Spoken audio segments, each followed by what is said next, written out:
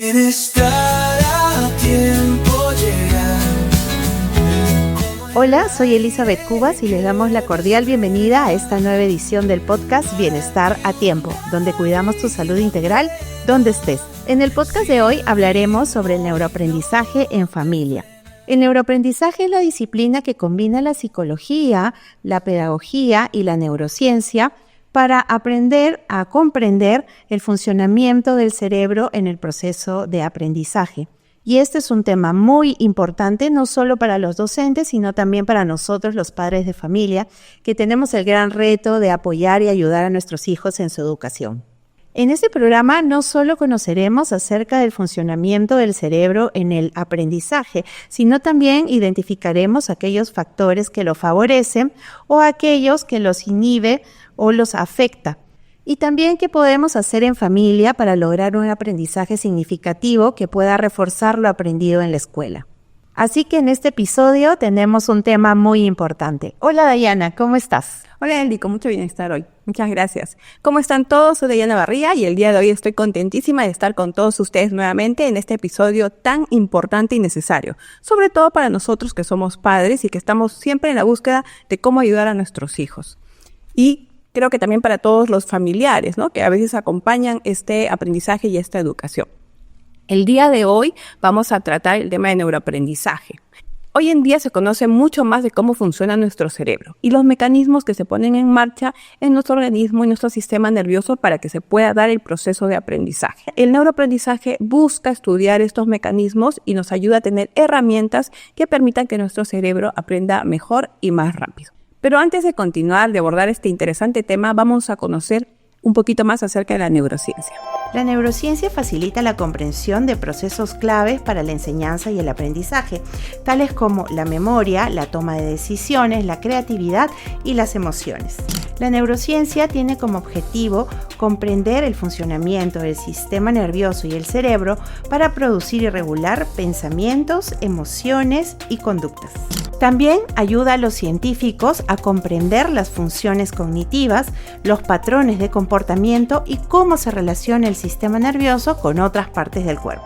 Dayana, qué interesante, no conocía en todo lo que la neurociencia puede ayudarnos y quisiéramos saber cómo se conecta con el aprendizaje y en todo caso también en qué se basa el neuroaprendizaje, cuáles son estas actividades o procesos y cómo lo podemos aplicar en familia. Sí, Eli, en verdad es un tema muy fascinante del que podemos aprender mucho y que estoy segura que va a ayudar mucho a todos nuestros seguidores que quieren ayudar a mejorar la educación de sus hijos. Pero, ¿qué te parece si traemos o invitamos al especialista que nos acompaña el día de hoy? Ella es Solange Caballero Soto, es magíster en neurociencias con doctorado en educación, en mención en educación especial. Y también es investigadora y docente universitaria en el área de neurociencias. Y específicamente trabaja temas de neuroeducación. Bienvenida Solange, gracias por acompañarnos el día de hoy. ¿Cómo estás? Muy bien, gracias. Al contrario, les agradezco por la invitación. Es muy interesante poder compartir el día de hoy con aspectos importantes como es el aporte de la neurociencia al campo de la educación. No, gracias a ti por venirnos a tocar este tema tan lindo. Solange, para comenzar, por favor, ¿puedes contarnos qué es el neuroaprendizaje y cómo este podría ayudarnos en la educación de nuestros hijos? Cuando hablamos de neuroaprendizaje, hablamos de una disciplina que interconecta el campo de la psicología, la neurociencia y de la educación. Y eso es algo muy rico y prometedor, sobre todo en la actualidad, puesto que brinda insumos tanto a los profesores, a los que se están formando en el campo de la educación y a las familias, porque recordemos que durante la pandemia precisamente fueron los padres que apoyaron a los hijos dentro de los hogares y eso es algo que nosotros como no podemos dejar de lado y sobre todo si queremos ir fortaleciendo aquellas bases que sustentan el aprendizaje. Excelente. Realmente lo que nos dice Solange es algo tan valioso, ¿no? En la pandemia es algo que hemos sufrido, no sabíamos cómo ayudar para que nuestros hijos entiendan y pensábamos, ¿no?, que aquello que hacían los docentes en el aula antes de la pandemia no era algo tan complejo y nos dimos cuenta de lo complejo que era. Y hoy día conocemos estas ciencias, ¿no?, que nos ayudan. La neurociencia es un tema vital hoy en día. Realmente yo he estado leyendo un poco y hace unos 15 años recién se viene estudiando más a fondo su relación con la educación. Precisamente en el año 1990, que se conoce como y hacia adelante la década del cerebro, hubo gran impacto y preocupación por saber más acerca del funcionamiento del cerebro, pero no solamente de eso, sino la forma de cómo se debe de cuidar y las medidas y cómo esto impacta en las diferentes áreas de nuestra vida. Por ejemplo, cuando hablamos de las funciones como la memoria, como el aprendizaje, la parte de atencional, son aspectos que no podemos dejar de lado, y sobre todo cuando como docentes estamos dentro de con los estudiantes interactuando en el día a día, y una gran preocupación que tenemos es cómo están aprendiendo o por qué no aprenden, o sobre todo ahora que se hablan de problemas de aprendizaje o cómo impactan otros factores como puede ser el sueño, la nutrición, la alimentación, entre otros. Solange, y bajo tu experiencia como docente universitaria, explícanos un poco cómo son estos procesos de neuroaprendizaje. Bueno, si hablamos en mi experiencia, yo he estado formando a futuros docentes en el ámbito de la educación y también en el ámbito de la psicología, y es algo muy importante que primero que nada veamos el tema de la motivación. La motivación es el punto de ingreso en el aula. Cómo captamos la atención, cómo mantenemos esa relación profesor-docente, el clima del aula, cómo conllevan las redes atencionales, o sea, porque nosotros no podemos pretender como docentes, sería engañarnos que todo el tiempo el alumno va a estar atento a todo lo que decimos, y ahí la importancia de ir aplicando estrategias, propuestas metodológicas en el cual podamos ir interactuando con el alumno, fijando esos conocimientos que puedan luego plasmarse en una memoria a largo plazo, y que dígase pues que son los aprendizajes significativos. ¿Y cómo se logra eso? Pues precisamente creo yo que es a partir del conocimiento del cerebro. ¿Por qué? Porque primero que nada tenemos que recordar que el cerebro viene genéticamente programado para aprender. Y si tenemos ese punto de partida y vamos ganando campo en el ámbito educativo. Y luego otro tipo de aspecto que se debe tener en cuenta es que nuestro cerebro trabaja en toda su complejidad. Y es importante ir dejando de lado esos neuromitos que de alguna u otra manera están plagados en el ámbito de la educación y que conllevan en sí mismos esas malas interpretaciones que de alguna u otra manera interfieren en la práctica pedagógica. Es verdad que existen diferentes estilos de aprendizaje y que cada uno tiene una mayor predisposición a uno o a otro, y que también, de acuerdo a cómo aprendemos, eso hace que también nuestro cerebro se modifique. Bueno, primero que nada, hablemos de la neuroplasticidad y vamos a ir dando respuesta a Dayana parte por parte.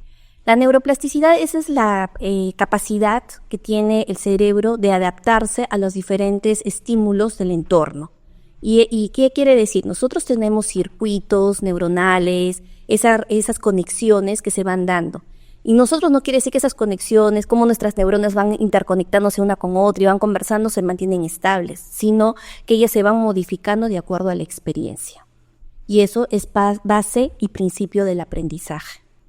Hoy, por ejemplo, todos los que nos están escuchando en el podcast, a partir de la información que se les está brindando, obviamente que se está haciendo una modificación, porque se está dando un aprendizaje, están aprendiendo algo nuevo sobre el aporte de la neurociencia al campo educativo. Entonces, y si quieren seguir indagando, se van haciendo estas modificaciones, estos recableados, y eso es básicamente lo que hace que se fundamente el aprendizaje. Eso es por un lado. Ahora, cuando hablamos de estilos de aprendizaje, yo no soy muy proclive a hablar de los estilos, sino de hablar de modalidades. ¿Por qué? Cada uno de nosotros tenemos diferentes tipos de modalidades como queremos recibir la información. Por ejemplo, tú puedes ser más auditiva, yo puedo ser más kinestésica, Dayana puede ser más visual, etc. Pero no quiere decir que si tú recibes solamente visual vas a tener mejor aprendizaje que si en clase vamos alternando las diferentes modalidades. Y eso es lo que se debe de buscar, que nuestros estudiantes tengan diferentes tipos de experiencia en el aula. Por ejemplo, que vayamos interconectando la parte de lo que es el aprendizaje por momentos en que ellos puedan estar escuchando, escuchando y viendo, luego que puedan realizar actividades, que se puedan movilizar. Y que cambie esa educación tradicional, ¿no? Donde los chicos están sentados mirando al docente, ¿no? Y a la pizarra, y escuchando, y el docente dice, apunten, copien, ¿no? Y los chicos a veces quieren hacer otras cosas y pasan los 10 minutos y ya están pensando en otra cosa y están dibujando y no están atentos, ¿no? Porque ahí venía yo cuando hace un momento decía, pretender que todo el tiempo estén atentos a algo es una mentira, porque nosotros tenemos momentos en que tenemos mayor grado de atención, luego va disminuyendo y eso tiene que ver en mantenimiento, en la atención sostenida, cambiamos nuestro enfoque y entonces todo ese conocimiento que nos provee la neurociencia, que al docente, al poder incorporarlo dentro de su práctica pedagógica, hace que ésta se vea enriquecida. Algo que tú me comentabas, Eli, al inicio, era respecto a cómo lo veo yo desde el ámbito del espacio de la educación universitaria. Básicamente es espacios en los cuales nosotros a veces pensamos que el estudiante solamente va a escuchar las cátedras del docente y eso es una mentira. O sea, yo creo que hoy por hoy es importante cambiar ese tipo de modalidad educativa, particularmente apostar por un aula invertida. ¿Sí? ¿Nos puedes contar un poco más qué es esto del aula invertida? Sí, es algo que de parte del proyecto que yo apelo, es de que los alumnos previamente cuenten con los recursos, hayan revisado toda la parte teórica previamente y que vayan en la clase y que sean espacios de debate, donde ellos puedan poner acorde todo lo aprendido. ¿Por qué? ¿Cuántas horas como docente perdemos? Yo digo, perdemos el tiempo explicando la parte teórica si el alumno previamente puede haberlo recibido, haber revisado bajo una guía que se les puede haber entregado o darles insumos como por ejemplo links, videos, lecturas previas que ya vengan preparados a clase y que sobre eso se vaya construyendo el aprendizaje. ¿No les parece que eso sería algo más enriquecedor, que estén escuchando hablar a los profesores, cosas que ellos podrían buscarlo tal vez bajo una guía previa? Solange, y ahora que nos hablabas del proceso de aprendizaje, ¿cuáles son estas metodologías activas que nos comentas? Hay varias metodologías activas, sobre todo las que yo he visto que tienen gran resultado, y aquí me permito compartirles un poco mi experiencia, es sobre el proyecto de aprendizaje basado en proyectos, valga la redundancia, en el cual precisamente mis estudiantes, al momento de que lo han ido aplicando con sus estudiantes de educación inicial, han obtenido buenos resultados. ¿Por qué? Porque nace de una iniciativa de que tú les propones algunos temas sobre los cuales ellos van indagando, buscando soluciones, elaborando propuestas. Y qué mejor manera de que tú vas desarrollando también otras habilidades a la par, como la parte de la investigación, la parte de la crítica, la creatividad y sobre todo el trabajo colaborativo. ¿Y eso cómo lo podemos aplicar en casa? Precisamente aquí viene la parte más bonita, porque nosotros podemos dentro de nuestro proyecto ABP, puedes dejar algunas tareas que el alumno puede desarrollarlas, ya sea con cierto grado de autonomía, porque pensemos pues en niños de 3, 4, 5 años, que es distinto, pero a veces nosotros soñadoramente pedimos que hagan maquetas, y esas maquetas, los que terminan haciéndolo son los padres de familia. Y se pasan horas y es más, y cuando lo que llevan al colegio, sí, efectivamente, y lo que llevan al colegio no es precisamente lo que lo ha hecho el niño, sino que por el contrario, si tú les dejas pequeñas tareas que ellos vayan realizando en casa con la ayuda del papá y que luego todo eso se vea trabajado de manera conjunta en el aula, crean ustedes que van a tener mejores resultados. Y eso es parte de una de las metodologías activas, que hay varias, ¿no? También podemos integrar la parte de la gamificación.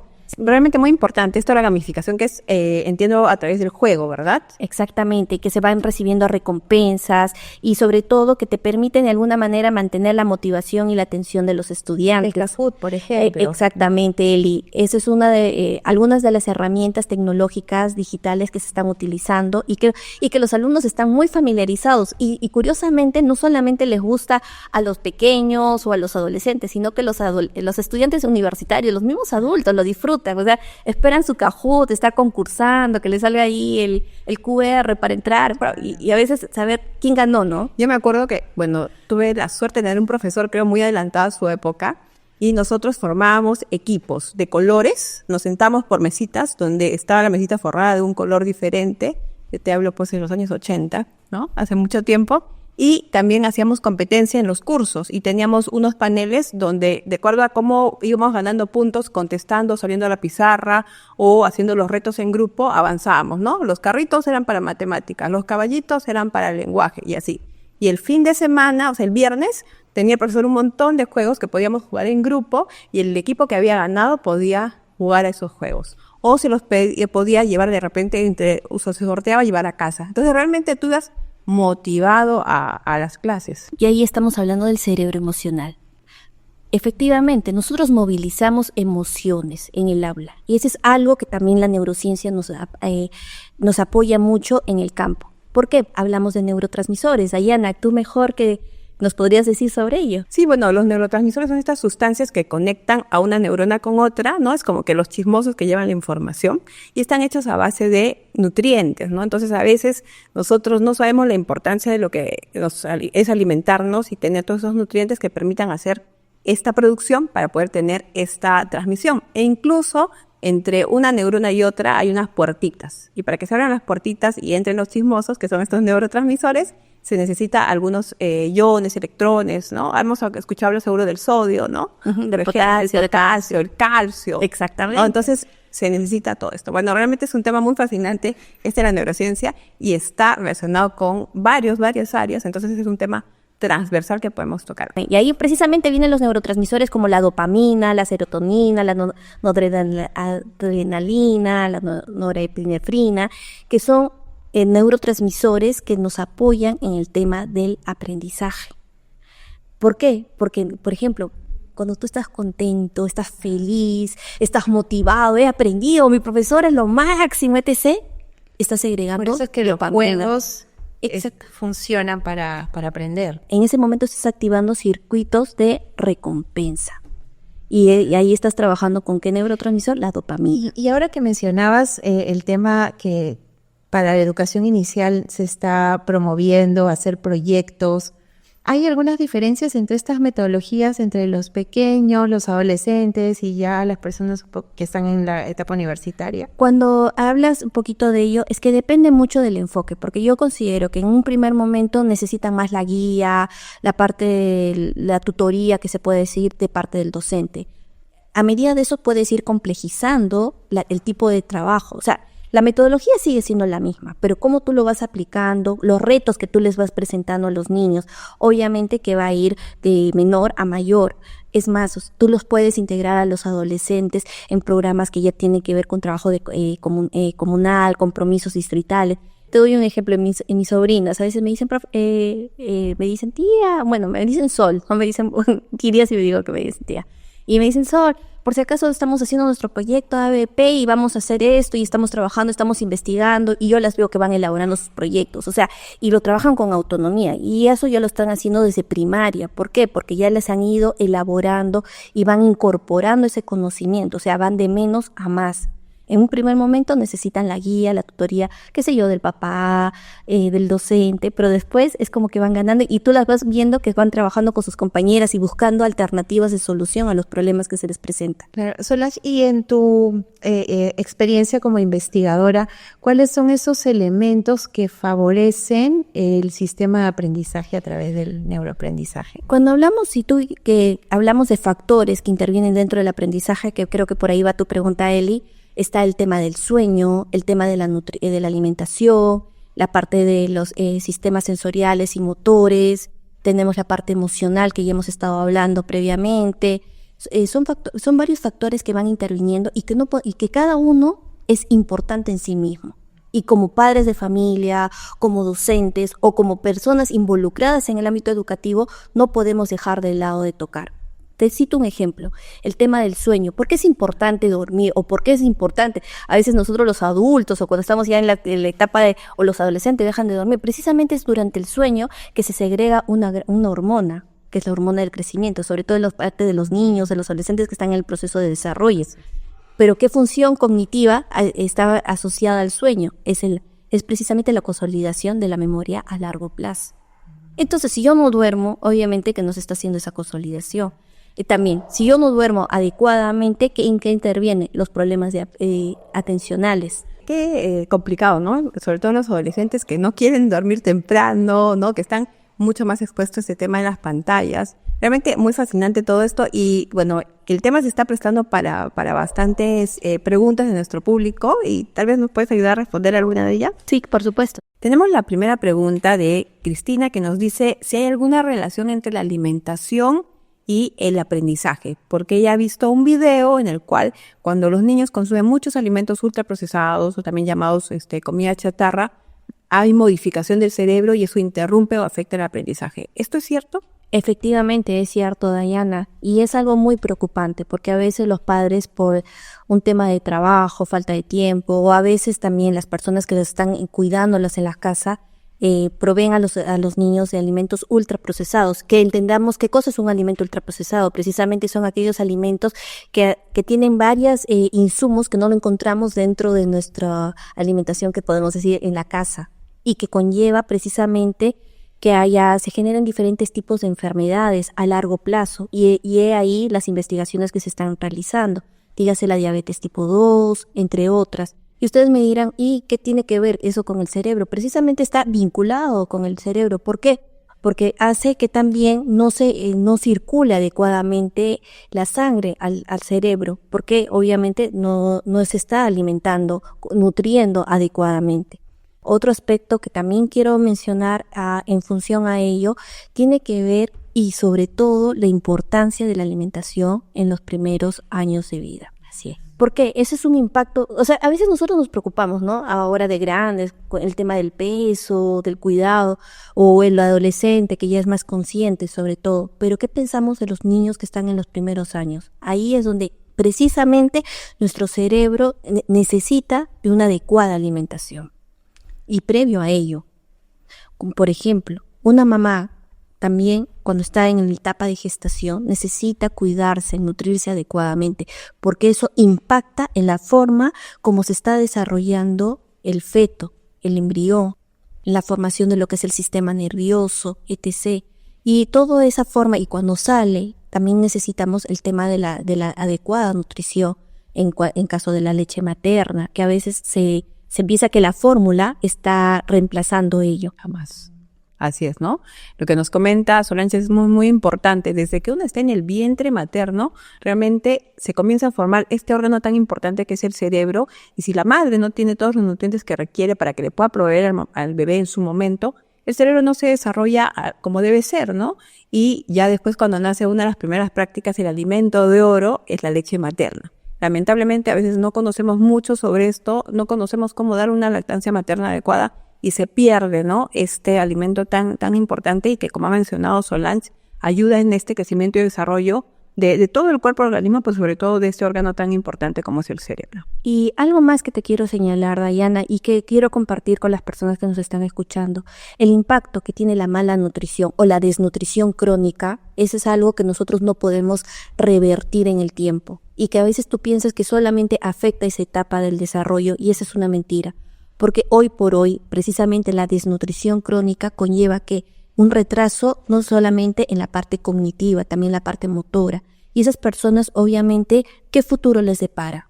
Entonces, ¿cuál es el compromiso que deben asumir las autoridades? Es precisamente enfocarnos en esta primera infancia, en concientizar. Y esos son los programas a los cuales se está apelando a nivel internacional y sobre los cuales el área política, los encargados o funcionarios que tiene que ver, ya sea el MINSA, el campo del Minedu, ir concientizando sobre ello a los padres de familia, a los profesores, la importancia de la lonchera saludable. Creo que son políticas que se deben ir mejorando, pero no esperar a que entren al colegio, sino comenzar previo a ello. Es trabajar esto, ¿no?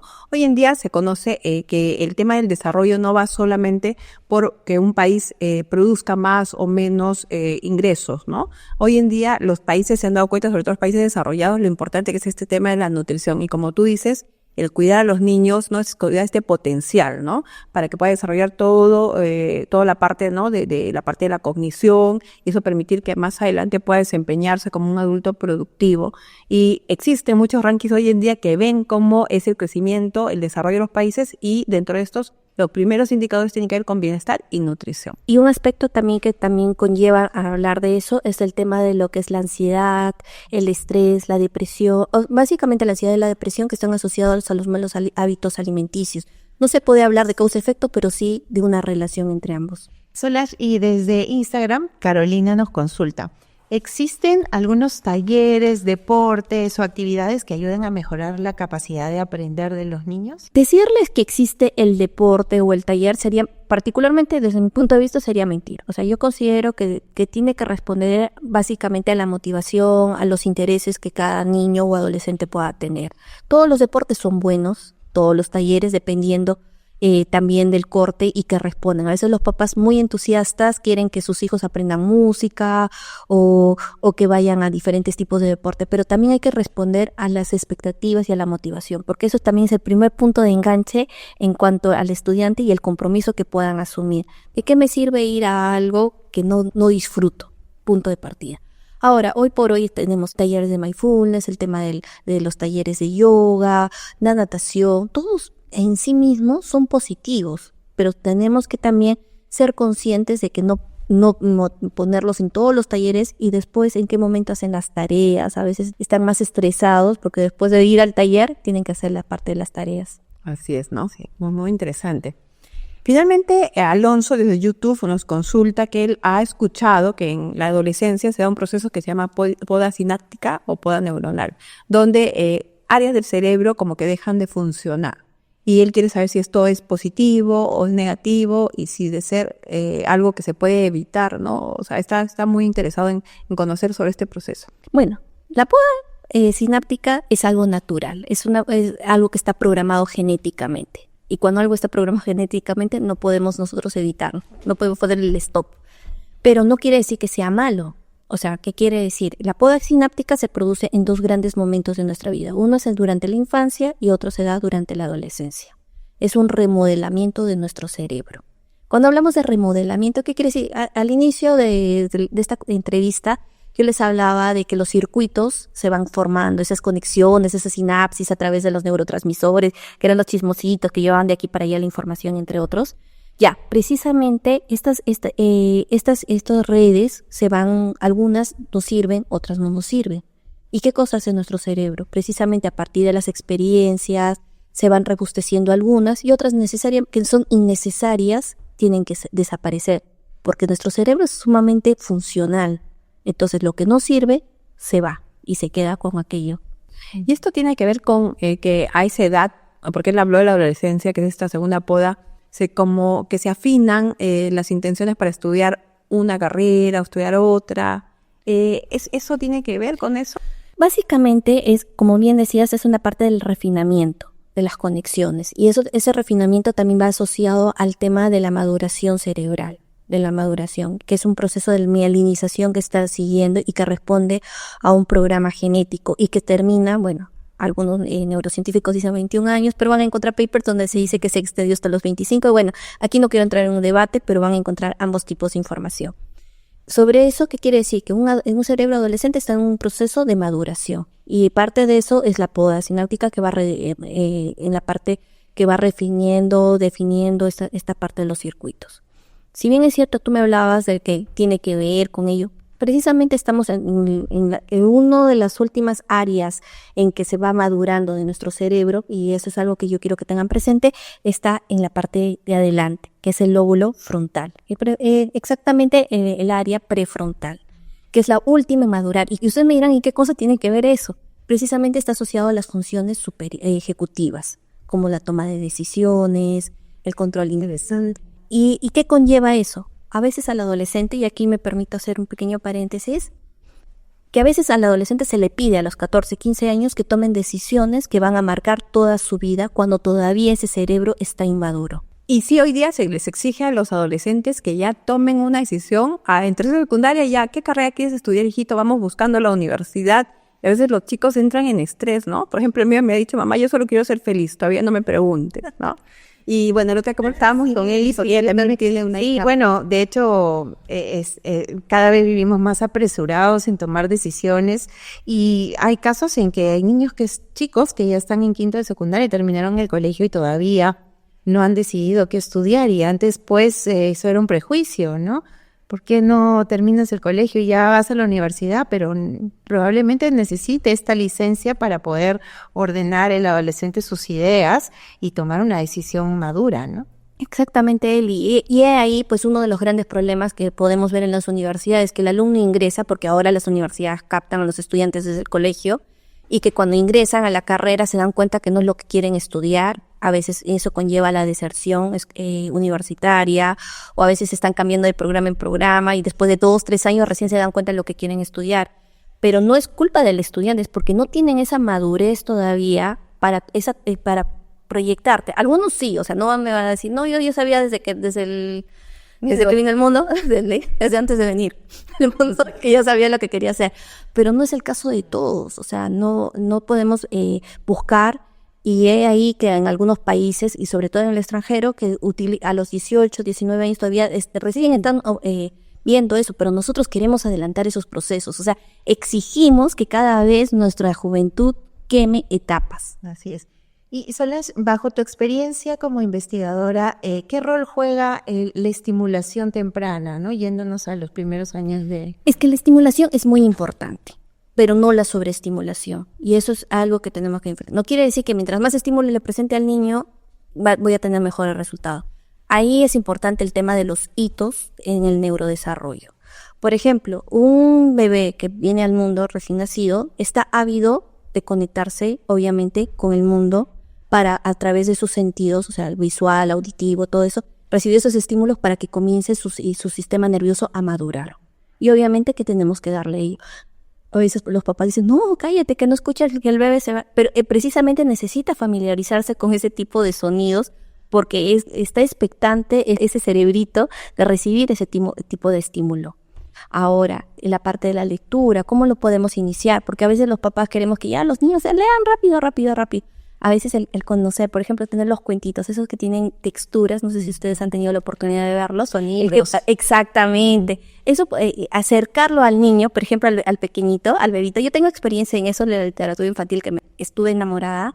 Es cuando se acercan al bebito y el bebito todavía ni siquiera sabe qué cosa es, pero está mordiendo, tal cosa. Es su primer contacto con un libro y está tocando en la textura. Y después cuando va interconectándose con los padres de familia y el papá le hace tocar las texturas, oveja y tal cosa, eso, ahí nosotros estamos dando los primeros pasos para conectarlo con la lectura. Y Solange, ¿qué tan importante es esta conexión, yendo ya, digamos, hacia el ámbito de primaria, secundaria? ¿Qué tan importante es la conexión con el alumno? Ya sea desde los docentes, la buena conexión, no todos los docentes saben llegar bien a los niños o a los adolescentes, y los padres también, ¿no? Esta conexión. Aquí tenemos que hablar de las emociones que habíamos previamente señalado. ¿Por qué? Porque nosotros sí tenemos que generar relaciones. A veces se dan o no se dan. Hay que ser ciertos, pero la forma como nosotros ingresamos en el aula estamos movilizando. A veces tenemos que dejar de las puertas para afuera nuestros problemas e ingresar y tratar de conectar. Le pongo un ejemplo. Yo tenía un profesor que a veces entraba y veía que el salón estaba movido, sobre todo cuando estamos en adolescentes, que no queremos estar quietos. Y decía, saquen todos una hoja. Y todos y vamos a evaluar. Evaluación en este momento. Entonces, ¿qué cosa se activaba en ese momento? Una estructura neuroanatómica, que no sé si habrán escuchado ustedes hablar, que es la amígdala cerebral, que se encuentra ubicado en cada uno de nuestros lóbulos, en el hemisferio derecho y en el hemisferio izquierdo, en estas. Y esta amígdala es como que una alarma que se activa y que justamente está junto a otra estructura neuroanatómica que es el hipocampo, que es que algunos, no estoy hablando del hipocampo del animalito, pero que tiene esa forma precisamente y que está relacionada con la memoria. No es la única estructura, pero es una de ellas. Y precisamente esa amígdala se activa. Entonces, y cuando se activa esa amígdala te dice peligro, riesgo. Entonces, ¿qué cosas hace un bloqueo? Exactamente. A veces por eso cuando estamos sumamente estresados y te preguntan algo y tú no das la respuesta, ¿por qué? Es porque esa amígdala está interfiriendo. O porque a veces también pasa que los chicos van a dar un examen y se quedan en blanco y se bloquean y no resuelven nada del examen, ¿no? Exactamente. Y terminó el examen, pero yo lo sabía todo. ¿Pero por qué? Precisamente porque esas emociones, o sea, esa amígdala te ha jugado en contra. Y justamente está al lado del hipocampo. O sea, nada en nuestro cerebro está al azar, todo tiene una relación y todo precisamente guarda sentido. Entonces, qué importante lo que nos menciona Solange del entorno, ¿no? Ya sea el entorno en el colegio, o sea, porque ella cuenta que este profesor llega y les toma el examen de improviso, ¿no? Entonces, se bloquean los chicos, ¿no? Entonces, ¿qué pautas debería tener uno para ayudar a nuestros hijos a que puedan afrontar, por ejemplo, mejor los exámenes, ¿no? Hacer verles que la evaluación, y aquí es verlo como la evaluación como es. Todo el mundo tiene, si tú hoy día me dices, te voy a tomar un examen, obviamente que me vas a movilizar las emociones, sino que ir viendo que la evaluación no va a pasar nada, o sea, en el sentido de que irnos familiarizando con ello. A veces los papás son muy exigentes, que no quieren que tengan menos que de 20, o bueno, ahora se califica por letras. Sí, Bueno, en nuestra época eran por letras, pero bueno, y ahí cuando trabajamos por letras, y a veces los papás no aceptan eso, pero no ven que ese es un proceso que se puede seguir. El tema que también necesitan ser reforzados, y ver el tema del error. Ese es algo que es fundamental. El error es una oportunidad para aprender. No es visto como algo negativo. ¿Por qué? Porque si tú no te equivocas, no aprendes. ¿Y tú aprendes de qué? De tus errores. Así es. Es algo que nos queda más, ¿no? Cuando te equivocas, luego ya nunca te olvidaste sobre el objetivo. Pero nosotros no. Nosotros castigamos el error y no lo vemos como una nueva oportunidad de aprendizaje para hacer las cosas mejor. Y desde casa, ¿cómo podemos apoyar nosotros como padres en este refuerzo educativo? Y aquí hay muchos aspectos. Primero que nada, la relación que se debe dar en casa, hablar de rutinas. ¿Por qué? Porque nosotros necesitamos, y a veces tal vez algunos de ustedes me critiquen, pero yo tengo que decir la verdad. Puedes tener una excelente relación con tu hijo, pero decir eso de que somos como amigos, o sea, esa expresión somos como amigos, tu hijo necesita un orden y una disciplina porque está en un proceso de formación. O sea, la autoridad no quiere decir que es alguien que te esté gritando y te esté castigando, sino es una persona que te está guiando, porque ese cerebro es un cerebro inmaduro, lo acabamos de decir hace un momento. Y entonces el rol del papá es guiar ese cerebro que todavía no está maduro para tomar esas decisiones. Entonces lo primero que nada es la parte de conversar, comunicarte, ganar la confianza. Pero también que sepa tu hijo que es el papá, es tu papá, o sea, es la autoridad frente a ti. Que busca tu bienestar, ¿no? Realmente. Exactamente. Ese punto de partida, porque si no, yo te digo, tu amigo es como tener tu amigo. ¿Quién te pone ahí el pare cuando estás cometiendo un error? ¿Quién te dice que no cometas algo? Y sobre todo en el tema de los adolescentes, precisamente por ese grado de inmadurez, es que cometen muchos errores. Hoy por hoy se está viendo el gran porcentaje de embarazos adolescentes. Consumen sustancias, por ejemplo el alcohol, y a veces los papás, o sea, por ser amigos, es como que permiten que todavía a los 14, 15 años en las fiestas consuman precisamente bebidas alcohólicas. Y el consumo de las bebidas alcohólicas en un cerebro que hemos estado hablando, que es un cerebro que está en plena poda sináptica, que se está remodelando, que está madurando y todo eso. Imagínate el alcohol. El alcohol que podamos consumir nosotros como adultos tiene un impacto diferente a un cerebro que está en formación. Y luego de eso ya viene el tema de hacer rutinas. Me imagino que los padres tienen que formar rutinas o actividades para los chicos. Exactamente, y sobre todo en los más pequeñitos, o sea que por ejemplo sepan a qué hora levantarse, porque eso también le da un orden, una disciplina que a veces nosotros necesitan, porque el niño necesita dormir adecuadamente a determinada hora para que al día siguiente pueda también desempeñarse en las tareas que tenga que hacer. Y sobre el uso de la tecnología, hoy en día estamos, no, ya es algo que no podemos esconder, está por todo lado presente, incluso en los colegios lo usan también como parte, ¿no?, de las herramientas. ¿Qué recomendación respecto a este uso de la tecnología? Mira, las tecnologías yo no lo veo como algo negativo, lo veo como algo positivo porque han venido para quedarse, pero ahí viene el tema de lo que mencionabas, Eli, de las rutinas, de los horarios que nosotros podamos dar. Porque, por ejemplo, no darles muchas horas, o sea, también de la exposición que se le pueda dar. A veces los papás con ganas de que no nos molesten, estemos manejando, etc., les dan el celular mientras van al colegio. Y precisamente ese celular, etc., está sobreactivando el cerebro, que luego van ellos sobreestimulados en el aula y van dispersos frente a lo que van a venir. Tú les puedes dar unos horarios y eso no está mal. Y sobre todo, también tenemos que ver qué cosas están viendo los niños, qué cosas están viendo los adolescentes, el control parental. Eso también son aspectos fundamentales. Muchas gracias, Solange, por alcanzarnos esta información súper valiosa. Creo que para nosotros, como padres, madres de familia, nos va a servir muchísimo para guiar esta orientación hacia el crecimiento de nuestros hijos. Así que te damos muchas gracias por esta visita que nos has dado hoy. Al contrario, gracias Dayana, gracias Eli. He disfrutado mucho este tiempo que he pasado con ustedes. Nosotros también. Y bueno, y me permito decirles a los padres de familia, a los profesores, que es importante el aporte de la neurociencia al campo educativo, porque precisamente a partir de este conocimiento que tengamos podemos marcar la diferencia. Excelente, muchas gracias. Gracias, Solange. Y bueno, ¿dónde te contactamos? Así que aquí nos vas a dejar tu número y tu correo para que cualquier persona que sean nuestros seguidores pueda contactarte. Gracias. Muchísimas gracias. Gracias. Dayana, qué interesante el tema de hoy. La información que ha compartido Solange con nosotros ha sido importantísima. Creo que amerita una parte 2 de este tema, definitivamente. Y nos indica lo importante que es para los padres de familia mantenernos informados, aprender día a día sobre estos temas que nos apoyen y nos ayuden a impulsar el desarrollo y el crecimiento de nuestros hijos y tratar de potenciar el funcionamiento del cerebro en el aprendizaje de ellos a través de diferentes prácticas, ¿no? Como la estimulación temprana, la alimentación saludable, el juego, la música y sobre todo dejar que los chicos experimenten solos el aprendizaje, ¿no? Así es, Eli. Realmente ha sido un tema muy, muy interesante, donde hemos comprendido lo importante que es el entorno familiar, el entorno escolar, para que nuestros hijos aprendan mejor, ¿no? Que estén con sus emociones en equilibrio. Otra cosa que me quedo es de la importancia de la motivación. Si un cerebro no está motivado, no aprende, ¿no? Por más que sea el mejor profesor, el mejor contenido, la mejor, digamos, experiencia que esté teniendo, si no le motiva al niño, al adolescente, no va a aprender.